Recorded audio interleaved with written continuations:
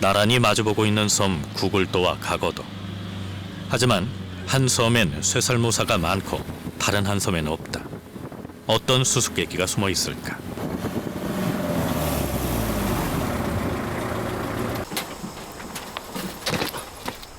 길 한가운데 널브러진 사체가 보인다.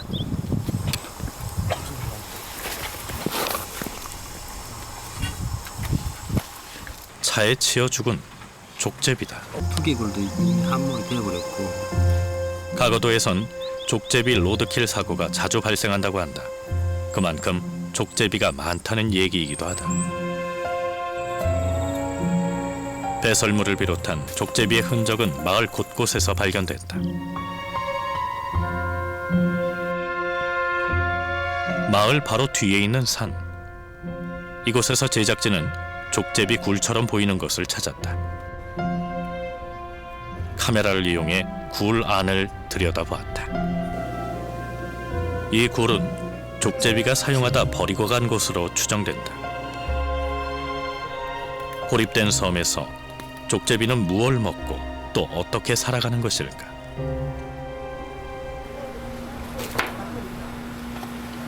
가거도 주민들의 이야기를 들어봤다. 이 섬에서 30년 넘게 살았다는 아주머니는 흥미로운 이야기를 꺼낸다. 독산에 옛날에 그 아줌마네도 푸대자루 달고 한 10년 전만 해도 푸대자루 들고 쌀푸대 들고 잡으러도 다녔어요. 아줌마네도.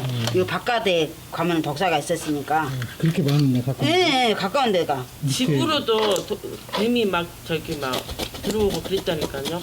여기가 쪽제비가 있으면서 쥐도 없어지고 뱀도 없어지고. 쥐와 쇠설모사를 잡아먹으며 살아간다는 족제비. 국토 최서남단 외딴섬 가거도엔 족제비의 천적이 될 만한 포식자가 없다. 천적이 없는 땅. 야행성인 족제비가 훤한 대낮에도 마을을 활보한다.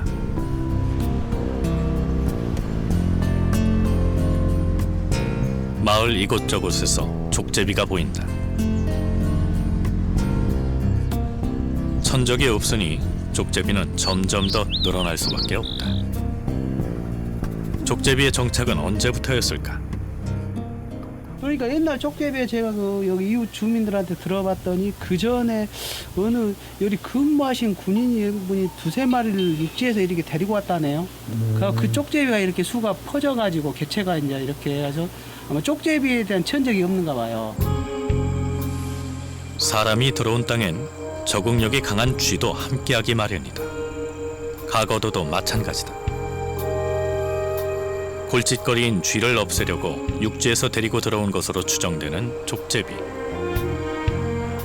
한 쌍이었던 족제비는 천적이 없는 섬에서 기하급수적으로 늘었다.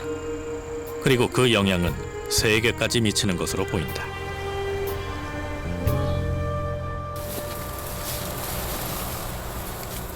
그렇다면 쥐들은 어떤 상황일까?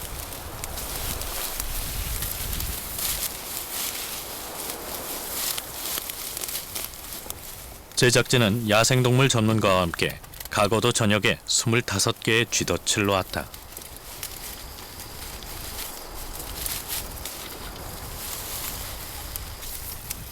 쥐가 잘 다닐 법한 길목을 찾아 숲을 깊숙한 곳에 쥐덫을 설치했다.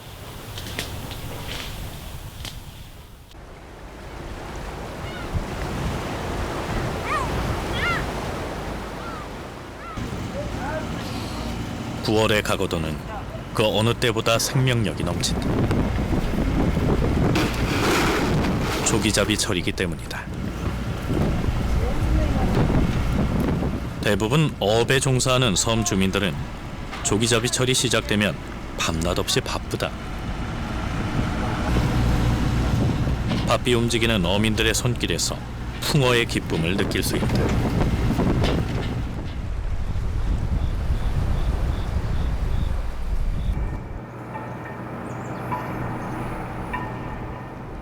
설치해놓은 쥐덫을 확인하는 날,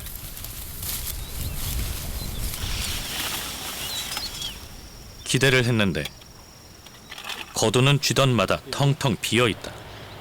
여기저기 마찬가지다. 걸렸지 하나. 25개의 쥐덫에서 단 한 마리의 쥐도 잡히지 않았다. 안 잡혔는데. 쥐를 잡는 트랩을 여러 개 놨는데 불구하고 지금 한 마리도 잡히질 않았거든요. 이 역시 아마 족제비 영향이라고 봅니다. 인간의 필요에 의해 섬으로 들어온 것으로 추정되는 족제비. 쥐를 없애는 데는 성공했지만 가거도의 쇠살모사도 사라지게 만들었다. 급격히 늘어난 족제비는 오늘도 새로운 먹잇감을 찾아 헤맨다. 사람에 의해 섬으로 들어온 족제비가 가거도의 자연 생태계를 흔들고 있다. 섬 생태계의 경우는 그 상태가 최적화되어 있는 어떻게 보면 생태계의 평형이 잡혀 있는 상태라고 볼 수가 있습니다. 근데 이제 외부에서 들어온 요인들에 의해서 큰 영향을 받게 되겠죠. 당장 기존에 없었던 족제비가 들어옴으로 해서 이 가거도에 서식했었던 쇠살모사 그리고 대륙열목이나 도마뱀들의 개체군에도 큰 영향을 미칠 것으로 예상이 됩니다. 바다새들의 둥지 떠나기가 시작되는 10월. 철새연구센터 팀이 칠발도를 찾았다. 길도 나 있지 않은 섬 구석구석을 돌며 뭔가를 확인한다. 몇 년 전부터 섬에 들어와 세력을 넓힌 외래식물 쇠무릎을 찾는 것이다.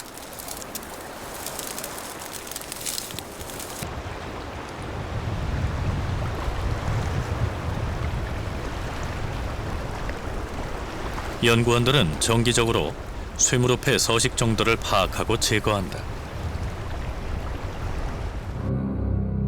쇠무릎이 바다제비에게 치명적이기 때문이다.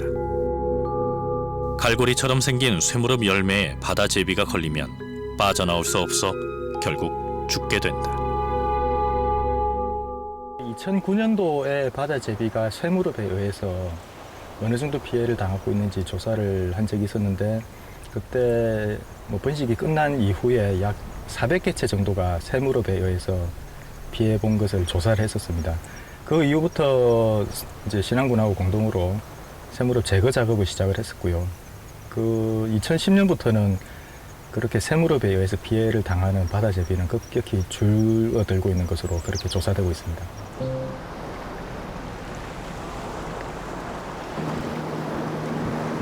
전남 신안군 비금도에서 서북쪽으로 10km. 평소 배가 다니지 않는 이 길 끝엔 그림처럼 아름다운 섬이 있다. 새들의 낙원, 칠발도다. 칠발도엔 나무가 많지 않다. 대신 밀사초라는 여러 해살이 풀이 지천으로 자란다. 인적 없고 고요한 섬.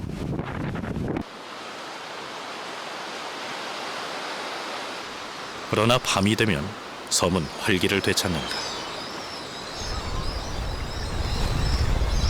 먹이를 구하러 먼 바다로 나갔던 바다새들이 둥지로 돌아오는 것이다.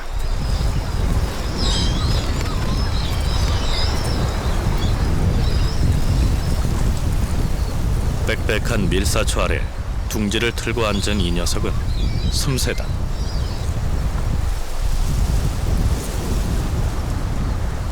우리나라에서 여름을 나는 드문 철새로 언뜻 보면 갈매기 같기도 하지만 눈이 더 크고 부리가 더 날카롭다.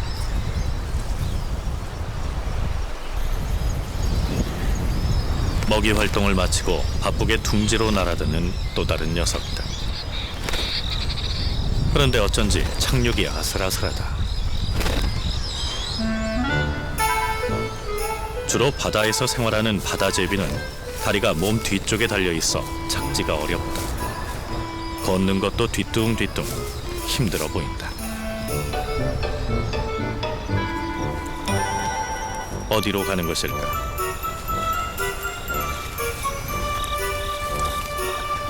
거의 구르다시피에 들어가는 곳은 둥지가 있는 굴이다.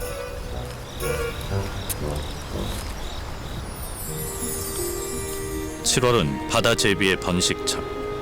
둥지 안에는 벌써 알을 낳아두었다. 대부분의 바다제비는 1년에 한 개의 알을 낳는다. 알은 암컷과 수컷이 교대로 품는다. 금술이 좋은 바다제비는 한 번 부부 인연을 맺으면 평생 동안 짝을 바꾸지 않는다. 알이 부화하기까지 약 40일이 소요되는데 짝이 교대하러 오기 전까지는 절대 둥지 밖으로 나가지 않는다.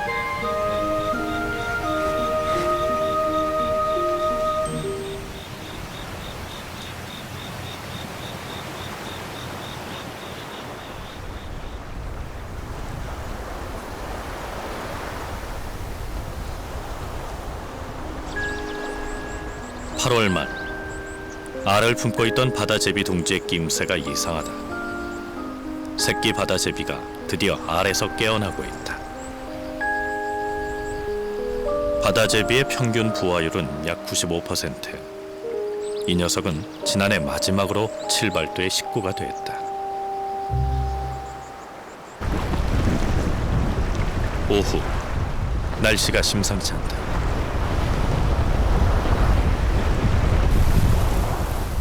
한두 방울씩 비가 내리나 싶더니 엄청난 바람이 몰아친다.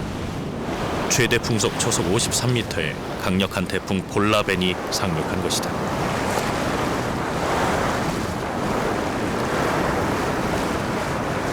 극한 자연 환경 앞에서 섬의 생명들은 스스로를 지키기 위해 안간힘을 쓴다. 둥지에 혼자 남은 새끼 바다제비는 몸을 잔뜩 웅크리고 이 시간을 버텨내고 있다. 제작진이 머물고 있는 숙소 등대에도 바다제비 한 마리가 날아들었다.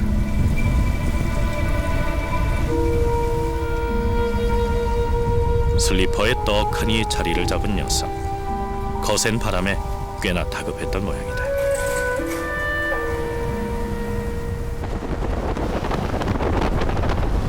시간이 지날수록 바람은 점점 더 강해지고 빗줄기도 굵어진다. 태풍 볼라벤은 하루 종일 칠발도를 뒤흔든다. 이러한 자연 조건 때문에 섬의 식물들은 크게 자라지 못하고 작달막하다.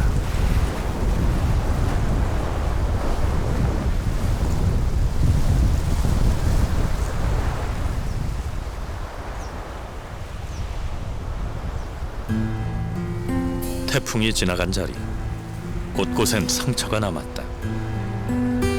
등대 건물이 파손됐고 등대 전기도 꺼졌다. 등대를 다시 켜기 위해 제작진이 복구 작업에 나섰다. 또 다른 태풍, 덴빈이 올라오고 있어 뱃길이 끊긴 상황. 자연 다큐 작업은 많은 능력을 요구한다. 전기를 다루는 것도 빼놓을 수 없다. 다시 한 번 더 해. 다시 한 번 더 해? 한 번 더 해.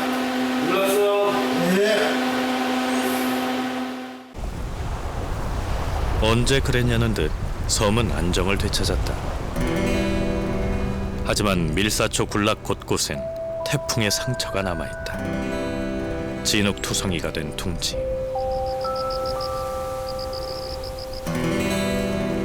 둥지 안에 물이 들어와 잠기기도 했고 바깥으로 튕겨져 나온 알도 있다. 새끼 바다제비 한 마리를 발견했다.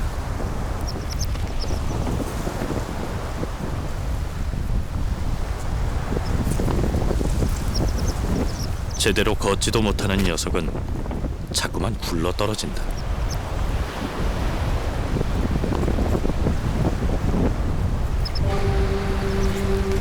둥지가 있는 절벽 위로 올라가려 애를 쓰지만 아직 날지도 제대로 걷지도 못하는 새끼 바다제비에겐 버거운 일이다. 둥지로 돌아가 어미를 기다려야만 살 수 있다.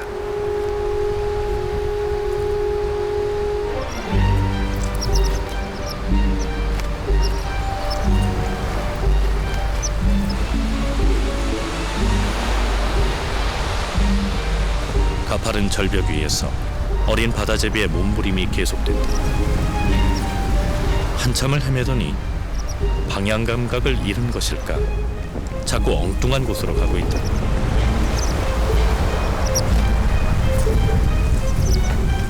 보다 못한 제작진이 손을 내밀었다. 그냥 떨어져는 안 돼.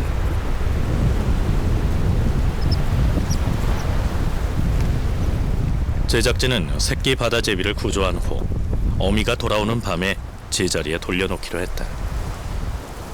옷을 벗어 임시로 만든 둥지가 편한 듯 이내 잠이 든다.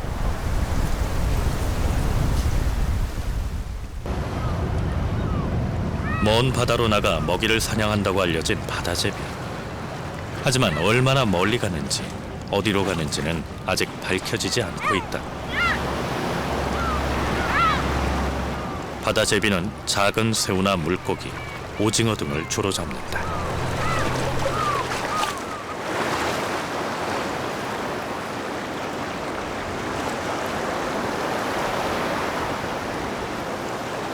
그날 저녁, 제작진은 처음 발견한 곳에 새끼 바다제비를 놓아주었다. 무사히 어미 품으로 돌아갈 수 있을까?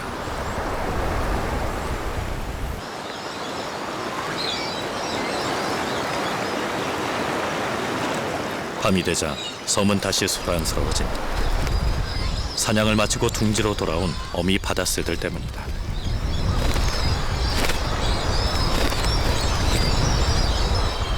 요 며칠 태풍 때문에 섬으로 돌아오지 못했던 어미새들이 급하게 둥지로 들어간다.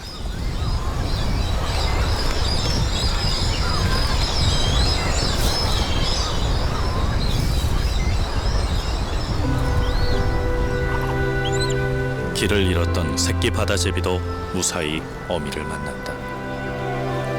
하루 종일 섬을 헤매고 다녔던 새끼는 허겁지겁 어미에게 달려든다.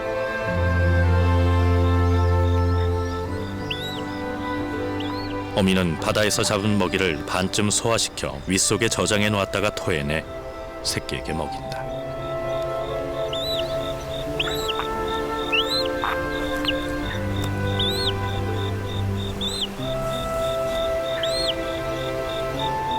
어미도 찾고 먹이도 먹은 새끼 바다제비가 조용히 잠이 든다.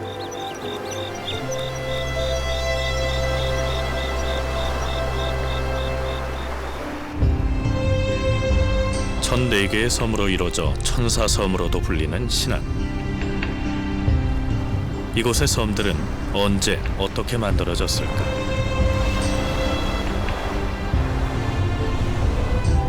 작은 대섬에는 신안섬 탄생에 대한 비밀이 숨겨져 있다.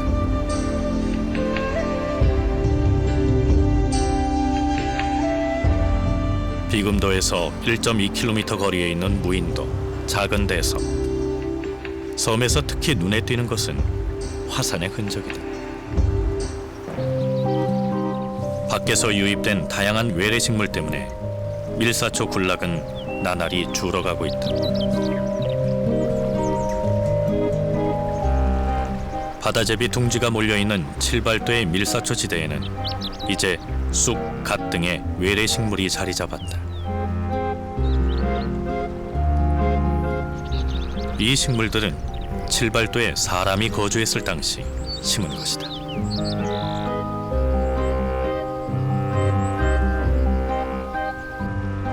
과거 사람이 살았던 등대섬 칠발도. 사람이 다니기 쉽지 않은 서쪽과 남쪽, 북쪽은 밀사초가 잘 자라고 있다. 반면 사람의 이동이 많았던 동쪽은 육지에서 유입된 식물들이 차지했다.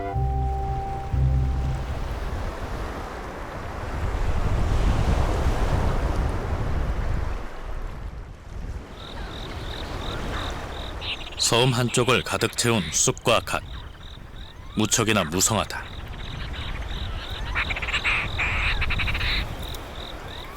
우거진 숲을 사이로 새 울음소리는 들리는데 모습은 보이지 않는다. 어디에서 내는 소리일까? 한참을 뒤진 후에야 숲을 안에 갇혀있는 새끼 바다제비를 찾아냈다. 외부에서 들어온 식물로 뒤덮인 둥지는 바다제비에게 감옥이나 다름없다.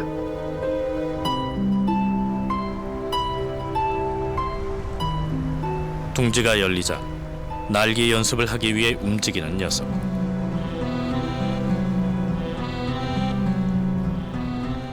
그런데 날갯짓하기가 쉽지 않다. 몸을 움직이면 움직일수록 식물은 더 엉켜든다. 매끈한 밀사초와는 달리 다른 식물의 잎사귀는 새들의 날개에 자꾸만 걸린다.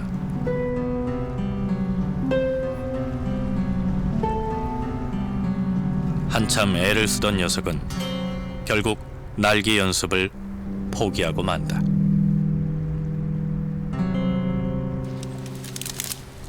육지에서 들어온 식물에 의한 바다새들의 피해가 점점 커지면서 외래 식물을 제거하고 밀사초 서식지를 늘리기 위한 노력이 시작됐다. 신안군청에서는 대학교, 민간단체 등과 공동으로 외래 식물 제거에 나섰다. 직접 제거하는 것은 물론 외래 식물을 막기 위한 연구도 진행하고 있다. 비어있는 땅에 밀사초를 키워 이식하는 작업도 하고 있다. 밀사초를 복원하는 것은 바다 제비를 보호하고 생명을 지키는 첫 번째 일이다. 과거에 폐경작지인데 여기에 잡초가 무성하게 자란 지역을 갖다가 밀사초로 이렇게 육묘장으로 이렇게 해서 밀사초를 키우고 있습니다. 그래서 이걸 키워서 현재 새무릎 있는 지역에다가 새무릎을 제거하면서 바로 이식하면서 밀사초를 복원하기 위해서 이렇게 키우고 있습니다.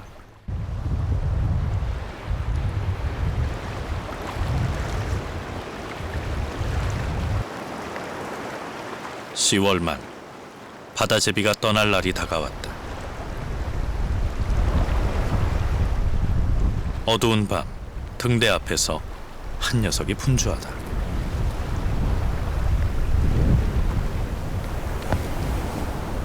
조만간 어미새를 따라 따뜻한 남쪽으로 떠나게 될 새끼 바다제비가 날기 연습을 하고 있다. 칠발도 바다제비의 이소율은 약 80%. 10마리 중 2마리는 둥지 떠나기에 실패한다.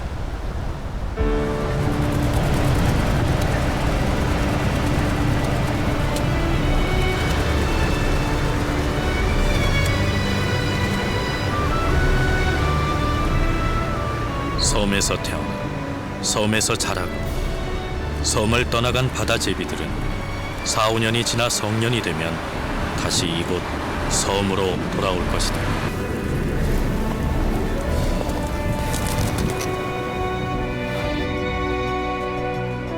오랜 세월 거친 바람과 파도에 맞서며 생명을 지켜내는 땅, 섬. 생태의 보고이자 무생명의 안식처인 섬을 그 자체로 길이 보존하는 일은 우리에게 주어진 몫이다.